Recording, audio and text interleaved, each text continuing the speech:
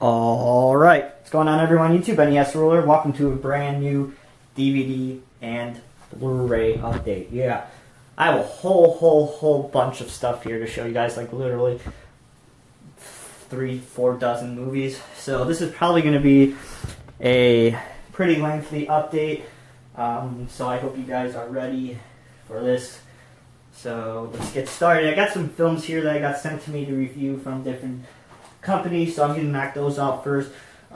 Most of these I've written a review down on the 22 Shots of Movies and Horror website. I'll put a link down below for most of these reviews. One of these I'm just going to do a video review because, of course, the website's strictly based on horror films, so I'm just going to do a video review on that, so we'll get to that in a little bit. So, first one I want to talk about is High 8. This is, of course, released by Wild Eye, and this is an interesting anthology film that is completely done by shot-on-video directors. And as you guys probably know, I'm not the biggest fan of shot-on-video films. I really don't watch them, or I haven't seen many. I've seen, the well-known ones, but I haven't really seen any of the the more obscure ones.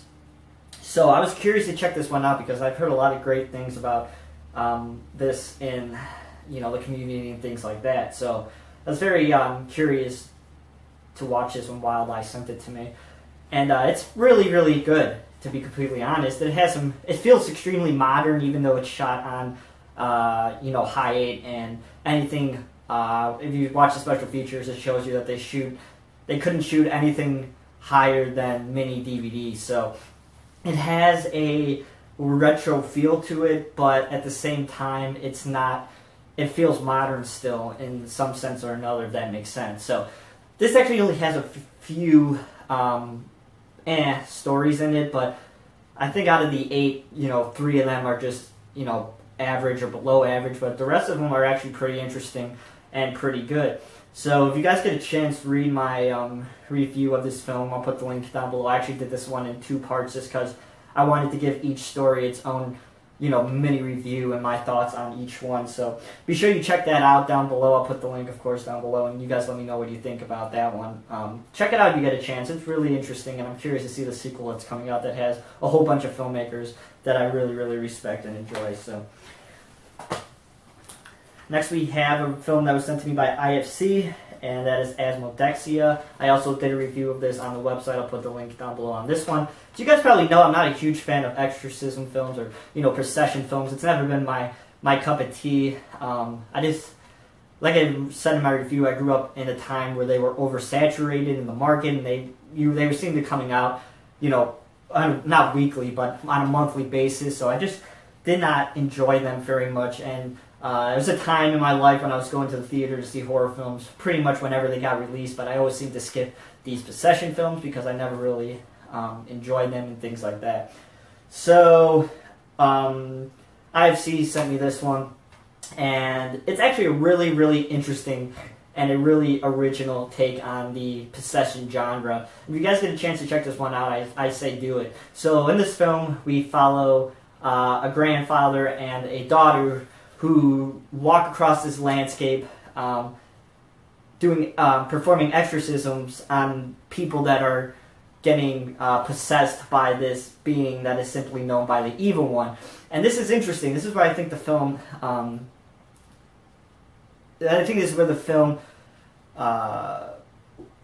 changes from the typical possession storyline, as the Evil One is something that it's like a disease, and it spreads, and it just keeps possessing different people as the film goes on. But it targets the most vulnerable, like children and drug addicts and things like that. So this grandfather and his daughter travel this landscape, performing exorcisms and things like that.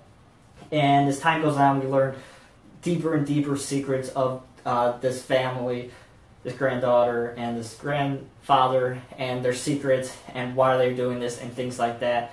It's actually a really interesting and deep film. It's a great character study between the grandfather and the granddaughter as we just watch them some scenes just interact with each other, walking this landscape, going to these exorcisms and things like that. And it's actually really, really solid. The ending is really, really good, to be completely honest. It's really confusing. You really have to pay attention to this film to understand what the hell's going on, especially at the ending. But if you're able to pay attention and understand what's going on, then I think you're going to get a lot out of this one. So check it out if you get a chance. Of course, I'll put the link down below for my written review. Also,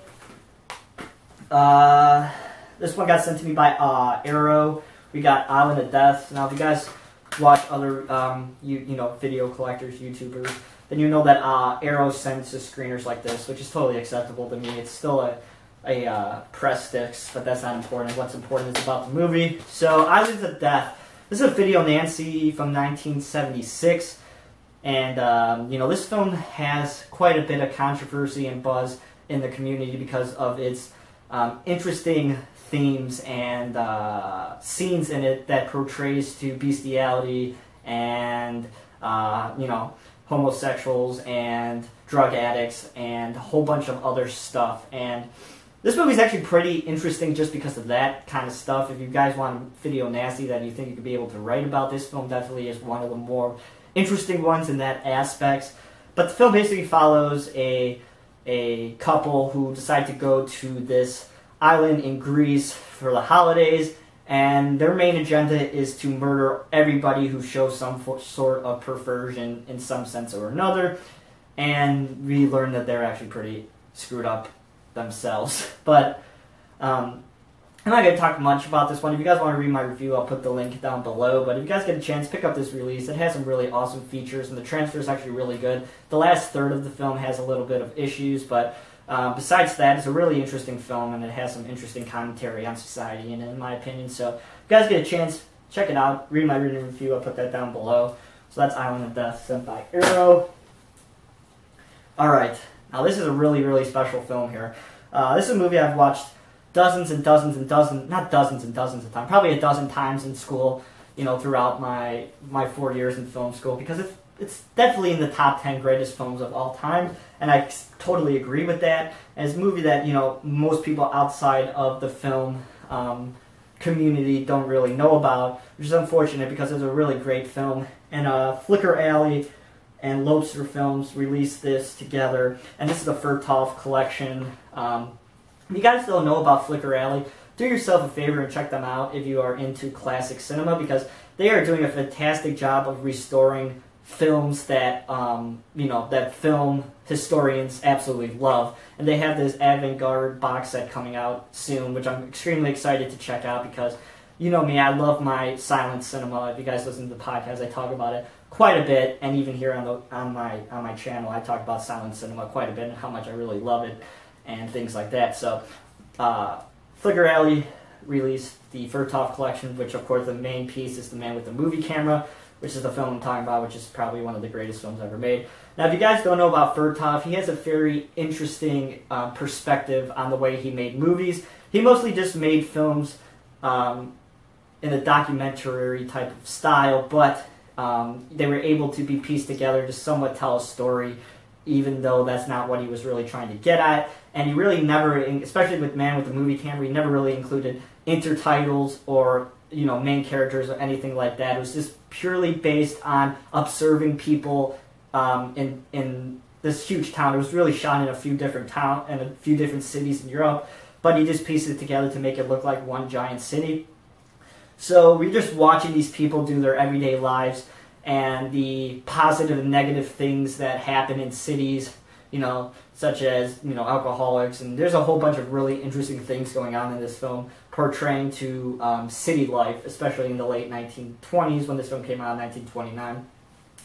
So Furtov is known for his interesting and unique style of cinema. If you guys don't know, Soviet montage pretty much is Furtov and Eisenstein. So montage is, fast cutting, intercutting, did I say intercutting? Intercutting and intercutting and things like that. You know what I mean. So So Furtov utilizes all these things in The Man with the Movie Camera in a very interesting way and a very unique way to tell a story in some way or another. So if you guys have never seen Man with the Movie Camera, do yourself a favor and watch it. It's a film everybody needs to see at least once before they die, just because of its historical significance for what it did to cinema. And Lobster did a fantastic job restoring this film. This is actually like the most complete version of the film that you could see, which is really awesome. Because, like I said, it's a version that I've never really seen, and there's some extra stuff in there that I haven't seen in the other versions of it. So to be able to see the film with a new perspective and something new, and it was highly enjoyable. And this film comes with a whole bunch of other Furtov shorts. Kino Eye, which is known for starting Furtov's, visual style. That was the one film that really jump-started it, and we see techniques being used in that film that carries on to Man with the Movie Camera in a much different and better way. So if you guys get a chance, please check out Flicker Alley. They're just a really, really awesome company if you like cinema. And yeah, I think we're going to see a lot more from them coming up. They're still a little bit new, but it comes with this awesome book with Furtov right there. And yeah, and it comes with a whole bunch of information about all these different shorts on here. And it's just a really, really awesome set. So check it out if you guys are interested in cinema and Soviet montage and things like that, because the transfer is so beautiful and it's really well done. So that is the Furtov collection. That's enough of me rambling. So check it out if you guys get a chance. Alright, next we have a film that is one of the more weirder films to come out in the last few years, that's for sure. And it's one film that's gotten the most buzz in the community lately, I think, in my opinion. And that is Horsehead. This is released by Asmodexia. This movie is definitely strange. It's a French film, and it is a piece of art. That's all I could say. It is absolutely stunning to look at. It is so beautiful that it is, it's going to be classified as a piece of art as time goes on and more people starts to see the film. It definitely has a visual style comparable to, David Lynch, in my opinion. But the story is a bit confusing, and there's definitely more here than what meets the eye. And if you're into film theory and things like that, this is definitely one to check out, because there's a whole bunch of different things going on here with Freudian ideas and the subconscious and dreams and things like that. So the film basically follows Jessica, who is a woman who has these recurring dreams with this Horsehead creature, and she doesn't understand why she keeps having these dreams, and she becomes extremely interested in understanding dreams, and she studies dreams at school and things like that. So as she receives a phone call from her mother reporting that her grandmother dies, she decides to go home to the funeral, and here she starts to learn more about her family's secrets through her nightmares. And it's just really pieced together because you don't really understand what's going on from scene to scene. I know JP talked about this a little bit in his review, that they're just like pieced together in some interesting ways, and it often doesn't make sense. But as time goes on, I think as more and more people rewatch this film multiple times, that you're going to start to see more people have their own perspective about what the film is really about. And I'm really excited to see what people write about this film, because I think this is a film that's going to be talked about for many years to come, simply because of the fact that it has a whole bunch of interesting theoretical ideas going on in it. So, Horsehead, do yourself a favor. I did a review of this yesterday. I'll put a link down below on the website, of course. So, Horsehead, check it out. This is one of Asmodex's first Blu-ray releases, and it looks fucking fantastic. So, Horsehead. Alright, next we have Private Number. This is sent to me by Arc Entertainment. This movie's interesting. It follows this writer who's an ex-alcoholic, and he's writing this book that he can't seem to get finished, and one day he receives a phone call at nighttime from this mysterious voice that says, "Remember me," and he becomes obsessed with trying to figure out what this phone call is. I'm not going to talk about this film too much. I'll put a link down below to my written review if you guys want to check it out, but this film is just average in my opinion. It starts out strong, but then it finishes off, and it's extremely similar to another film by the wonderful director Stanley Kubrick. I'm not going to ruin it, but if you guys know from what I just said a few seconds ago, then you probably know what film I'm talking about. But it's average. If you guys find it for a cheap price, I say grab it and give it a watch. But besides that, it's not it's just okay. Private numbers. Alright, now I'm just going to get in a whole bunch of stuff that I've picked up just from, you know, things, just from sales and stuff like that, because I have a whole bunch of stuff. I just want to see how I'm doing with time. A whole bunch of stuff here. We got Red, White, and Blue, IFC Midnight. I finished my IFC Midnight collection finally.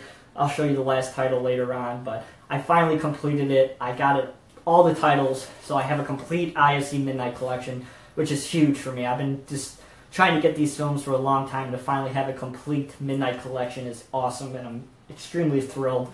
I'm going to have to pick up the new ones, of course, as time goes on when I find them for a cheap price, but I'm just thrilled to finally have a complete Midnight collection. So, Red, White, and Blue. I've heard this one's actually really, really good. I have to check it out still, but we'll see as time goes on. Red, White, and Blue. Curious to check this one out. I've heard it's pretty weird. Student Services. Yeah, this is a French film. Curious to check it out. We'll see. I think it's a more of a drama than it is a horror film, but we'll see what's going on with this one. Student Services. This one finally dropped down to a cheap price. It was really expensive for a long time, so finally dropped down to a cheap price. So Wild Eye sent me a whole bunch of other films as well as High 8. So I'm just going to talk about these now. I haven't watched many of them yet just because I haven't had time, but as time goes on and I start to watch them more and more, I'll write a review and I'll put the link down below and I'll tweet it out on my Twitter and post it on the Facebook page of the 20 Shots of Movies and Horror. So if you guys want to know my thoughts later on down the line on some of these films, that's where they'll be. So we have My Name is A. This is interesting. I heard some people talk about this film, so I'm curious to check it out sooner or later. My Name is A. Next we have The Perfect House. Yeah, I don't know about this one. We'll see. And I don't know if it has too much potential, to be completely honest, but it has Felicia Rose in it, which of course from Sleepaway Camp, so I guess we'll see. Maybe it's not too bad. We have The Amazing Bulk, which just seems goofy. I've heard this movie is absolutely insane, and if you like movies like Manborg and things like that, then this one's probably pretty funny, so I'm curious about this one. You know, some of these films are probably going to be hard to do a written review on, but hopefully I'll be able to nail them whenever I get around to doing that. Next we have Jonah Lives. I've actually heard this one's actually not too shabby, so I'm curious about this one. It's a slasher, so we'll see. It has a cool killer on the front, so we'll see. Wild Eye from 2012. Jonah Lives. Like I said, I don't want to ramble too long because this update will be 4 hours long. So next we have Scream Park. As you guys know, I love films that take place in theme parks. This movie's just gotten average reviews. Some people like it and some people hate it. Most people I've talked to really don't like it, so I'm curious to see if I agree with them or I disagree with them. It has Doug Bradley in it, so we'll see.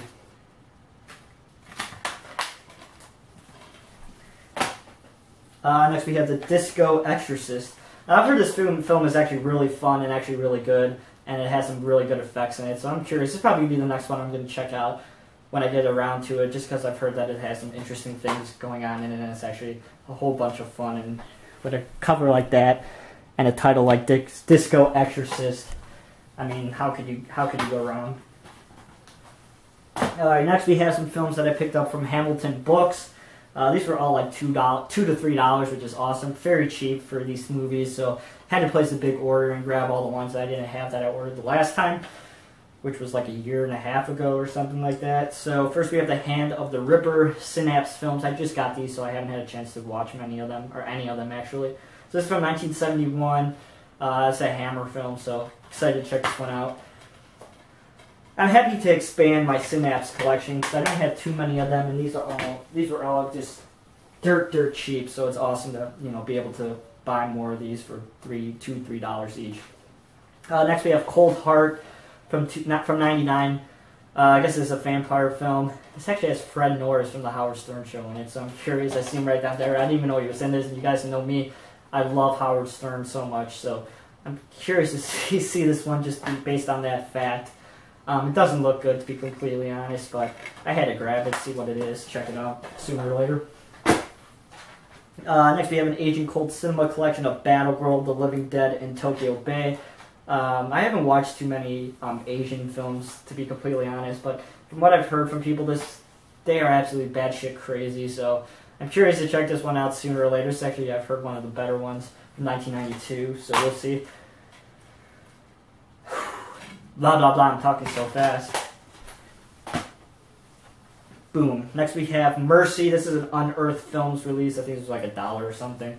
It seems really interesting. It's shot in black and white, and it has some pretty interesting pictures on the back and a really interesting cover, so I'm very curious to check this one out.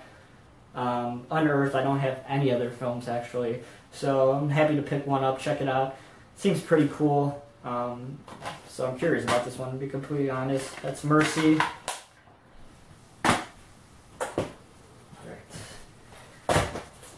Next we have Effects. This is a film with Tom Savini, and it's from 1880, so don't know much about this one. We'll see, but it has a chance to be interesting just because of the cover and the people that are in it. So this was dirt cheap, also $2 I think, or something like that. Alright, so back in January I placed a bet with JP on the... Yeah, sorry about that. I've reached my limit of how long I've been recording, which is already a bad sign as it is that I've probably been rambling for too long, which is weird because I'm talking at 1,000,000 miles a second. But I hope you guys are understanding what I'm saying about the films that I talked about a little bit earlier. So back in January, I placed a bet with JP on the first game of playoffs. Of course, JP is a Pittsburgh Steelers fan. Of course, I'm a Bears fan, and Bears suck right now. So he thought the Steelers were going to win. I thought the Baltimore Ravens were going to win. So I placed a bet. I said, hey, JP, I bet you a Scream Factory Blu-ray that the Ravens beat the Steelers. And it was on, and I won. So I won Monkey Shines. Finally came all the way in June. I know JP's been extremely busy, and he hasn't had a car to get to the post office. So it's been 5 months, but I finally got my Monkey Shines Scream Factory Blu-ray. I've pretty much built an awesome Scream Factory Blu-ray collection just from doing trades and moods sending me movies and things like that. So it's pretty gnarly that I built a Scream Factory collection with pretty much without buying anything. So Monkey Shines, a movie I've actually never seen. It's one I've been wanting to check out for a while, so I'm curious to check this one out finally. Of course, directed by Romero from 1988. So we'll see. I love the cover. It's one that's always been etched in my mind. So, Monkey Shines, yeah. Thank you, JP, for that. Good man. That's a bet. You'll probably get me sooner or later. I think I won this a long time ago, like 1.5 years ago. And that's Phantasm 2. I won this from JP also. This is a movie that I actually don't have. I have the other ones, which is weird that they're out of print and going for some stupid money now. But I didn't have the second one, so I'm happy to have this finally. Thank you, JP, for sending me this also. So now I have a complete Scream Factory collection. Not a Scream Factory collection, a complete Phantasm collection. Thank you, JP, for that again. I appreciate it. And he decided, which is perfect timing, he decided to send me some Uwe Boll films, which he's pretty much getting totally destroyed right now in the media because of his comments. So it's funny that he sent me these because he had extra copies from, I think Something Happened, so he sent me these. These are both from Olive, so yeah. Sanctimony and Backwoods. Uwe Boll's known for making extremely terrible films, so I'm not expecting much out of these, to be completely honest. Will these be the next ones I watch? No, but will I watch them sooner or later? I suppose so, just to see how terrible they are.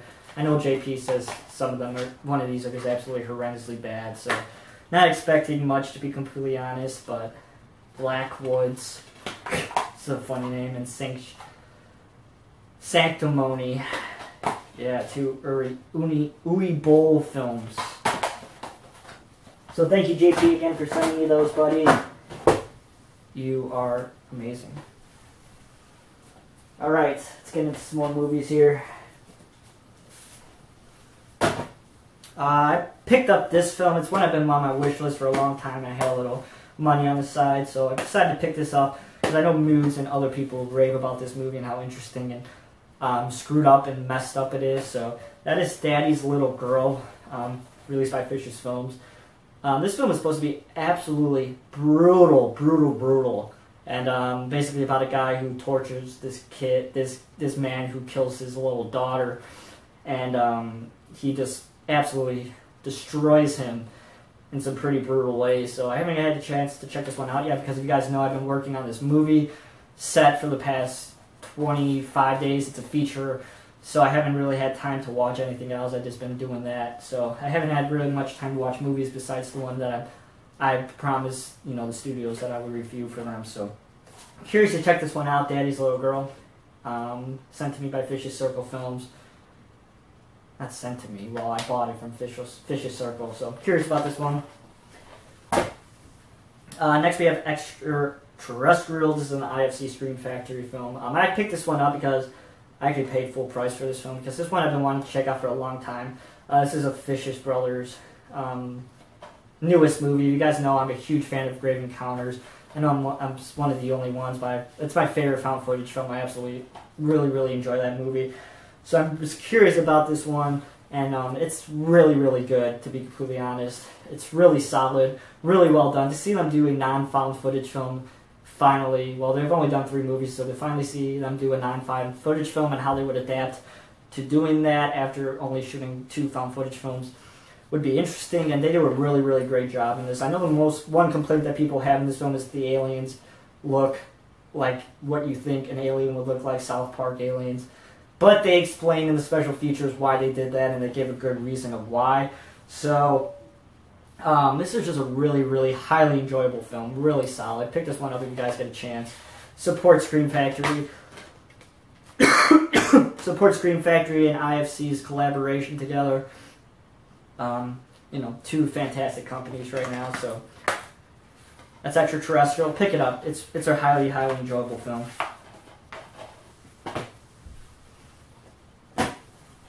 Next we have Blood Slaughter Massacre. It's a wildlife film. This is another one they sent me. It's supposed to be a slasher. Seems pretty interesting. It has just that cover is totally VHS 80s. So I have a kind of a feeling what we're going to get out of this one. Blood Slaughter Massacre. Yeah.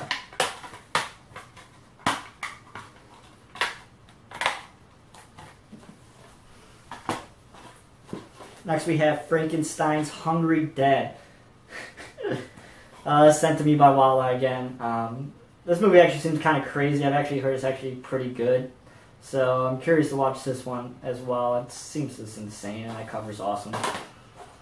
So you guys notice Wildeye hooked me up big time. So thank you again, everybody over there at Wildeye, for sending me these films. You're truly awesome, and I'm really looking forward to watching them because I don't really have too many other movies in my collection, so very excited whenever I get around to watching them, but I promise I will. We got The Turnpike Killer. This is a slasher film. Seems a little bit more of a higher budget ones than some of the other ones, so we'll see. And it has a pretty cover, but the screenshots on the back actually seem pretty interesting. So, The Turnpike Killer. Next we have Memory Lane. This is probably one of the more higher budget Wild Eyes from what I've heard. Guy comes back from the war with a PTSD and stuff starts to happen. Seems pretty interesting actually. I've heard okay things about this one also, so curious about that one. Alright, we got 3 more. Like I said, Wild Eye hooked it up. We got a darker 50 Shades. The Fetish Set. Yeah, this one just seems like an exploitation film from 2014. We'll see. It looks like a grindhouse movie, like I said, so not really expecting too much on this one, to be completely honest. Next we have Blood Soaked. That seems like a slasher film, also backwoods slasher from 2014.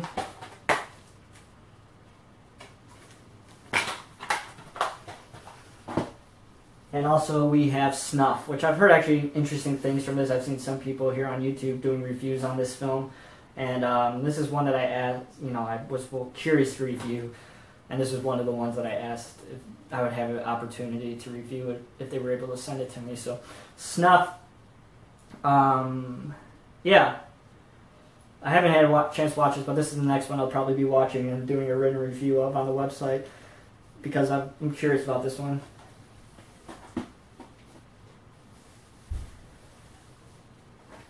Alright, let's get into some more Hamilton book pickups, all cheap. We have Door into Silence, Severin, this is full cheese. Final film, if I stand corrected. Awesome, very cheap. I'm just going to go through these pretty fast. Next we have The Thrill Killers, released by Shriek Show. This movie is from, when is this movie? 1965, so curious about this one. Yeah, Shriek Show, as you guys know, not my favorite company. It wasn't my favorite company because they're no longer around, but not a huge fan of them. But this one seemed interesting. It's a an older film, so curious to check this out. It was like $1. We have A Better Place, Synapse, 1997.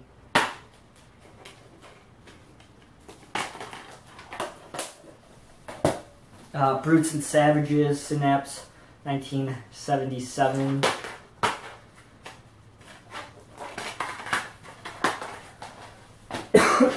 Fatal Frames, 1996. Yeah. I think this is an Italian movie, if I stand corrected. I may be wrong, but that seems what it is. Fatal Frames.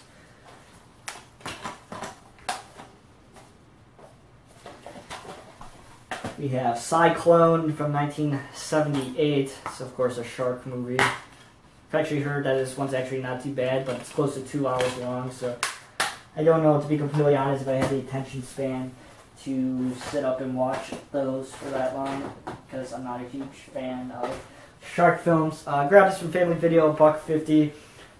Fear Clinic, produced by Anchor Bay. I've actually heard this one's actually okay. It's, of course, a feature-length film from a FearNet series. So, curious to check this one out for $1.50. I'll give it a shot. Next we have Alien Abduction. This was actually released by IFC, but it's now part of the Midnight line for some reason. It's actually supposed to be a pretty interesting found footage film with aliens, so we'll see if it's anything different than extraterrestrial. So, Alien Abduction.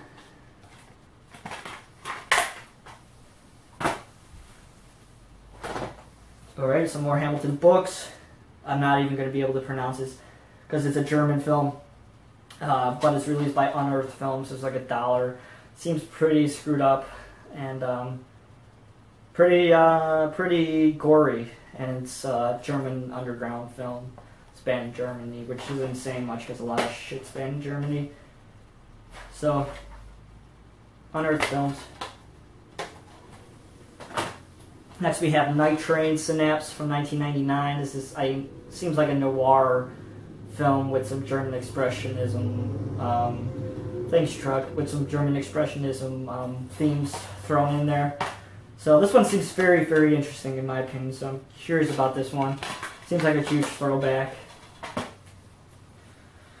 Gersunoka, is that how you pronounce this one? This is another Asian cult cinema collection from 2005.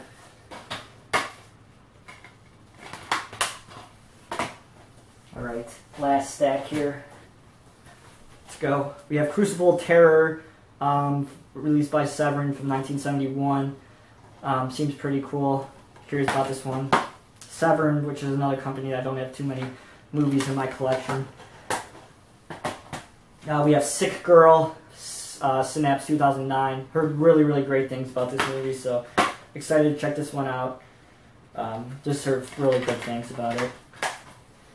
We have The Grapes of Death, Gene Roland, 1978. Excited to check this one out too because I've heard really, really good things about it. We have Madame, another Asian cult cinema release from 1967, early Asian horror film.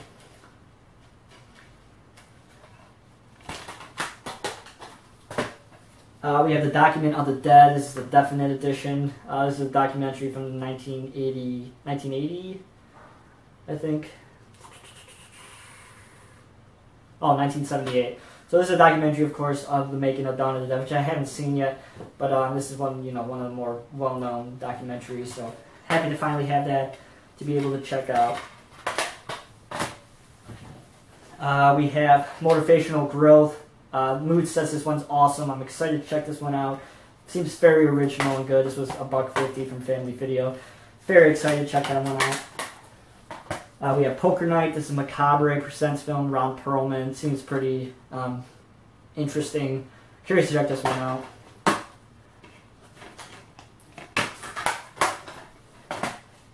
We have Frankenstein versus the Mummy. Image Films. Yeah, this one I've heard actually really good things about. It's supposed to be really good. It's quite long, close to 2 hours, but we'll see. Very excited to have this one. Frankenstein versus the Mummy. Next we have House of Pleasures. This is the final IFC Midnight I needed to get in my collection. Derek from the Facebook page sent it to me because he is fucking awesome. Thank you so much, Derek, for sending me this and to completing my IFC Midnight collection. This is a French film, one I've been looking for months and months. He sent it to me because he is awesome. Thank you again, Derek. You are the fucking man. House of Pleasures. Amidala? Is that how you pronounce it? This is a movie, a strange film from what I've heard from people, about a guy that falls in love with a goat or a sheep. Interesting. It's supposed to be strange as hell, so curious to check this one out. It seems so weird and so strange, so yeah. And finally, we have one more Synapse film release of Snake Woman Curse from 1968, Asian Cult Cinema release. So yeah.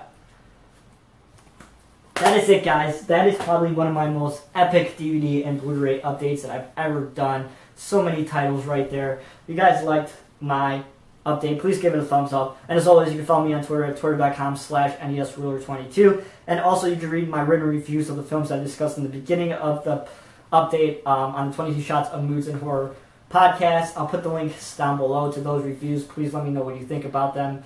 And, all your feedback really helps to make my reviews better as time goes on and I get more movies to watch. So thank you again, everybody, for watching. And I shall talk to you guys soon with another DVD and Blu-ray update. It probably won't be as epic as this one, but hopefully I'll have some more movies to talk to you guys about. So thank you again, everybody. Everybody have a good rest of your week, and I'll talk to you guys soon. See you guys.